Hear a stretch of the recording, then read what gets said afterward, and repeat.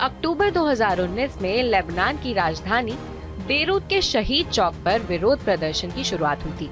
उस समय वहां के लोगों ने भी ये नहीं सोचा होगा कि आने वाले 3 सालों में देश के ऊपर वित्तीय संकट विकट रूप ले लेगा। लेबनान में भ्रष्टाचार दशकों से पनप रहा था और अब संकट इतना विकराल रूप ले चुका है कि देश की मुद्रा की कीमत 90% तक गिर गई, जिसके चलते महंगाई आसमान छू रही है। पाकिस्तान की ही तरह लेबनान की भी ज्यादातर जनता इस भीषण गरीबी की चपेट में आ चुकी है।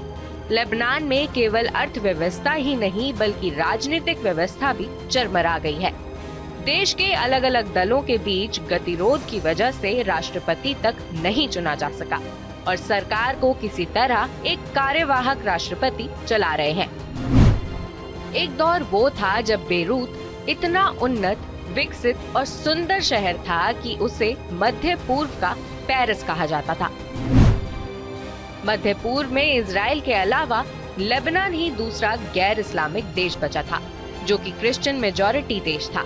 पर मुस्लिम रेफ्यूजीज ने बसावट करके साल दर साल इसे इस्लामिक मुल्क बना दिया। 1960 के दशक में इसकी खूबसूरत चौड़ी सड़कों पर लोगों की भीड़ होती थी, पर 1970 के दशक में गृह युद्ध शुरू हुआ जिसने देश को तोड़ना शुरू कर दिया। जहां 1975 तक लेबनान में 54% ईसाई थे, तो वहीं अब 54% मुस्लिम और खुद ईसाई अपने ही देश में माइनॉरिटी बन चुके हैं। देश पर राज करने के लिए सत्ता का संघर्ष मुसलमान और ईसाई समुदाय के बीच शुरू हुआ। इजराइल और सीरिया भी इसमें कूद पड़े। हजारों लोग मारे गए। अंत में लड़ाई खत्म हुई, पर एक बदलाव आ गया। गृह युद्ध के लड़ाके अब राजनेता बन गए थे और यहीं से लेबनान का आर्थिक पतन शुरू हो गया। लेबनान में 18 धार्मिक पंथों की राजनीतिक व्यवस्था में बड़ी भूमिका है। ईसाई समुदाय को राष्ट्रपति का पद मिला, संसद अध्यक्ष पद शिया मुस्लिम गुट को मिला और सुन्नी मुसलमान को प्रधानमंत्री का पद मिला। हालांकि लेबनान में 2022 के मई में चुनाव हुए थे, लेकिन कार्यवाहक सरकार से अब तक काम चलाया जा रहा है।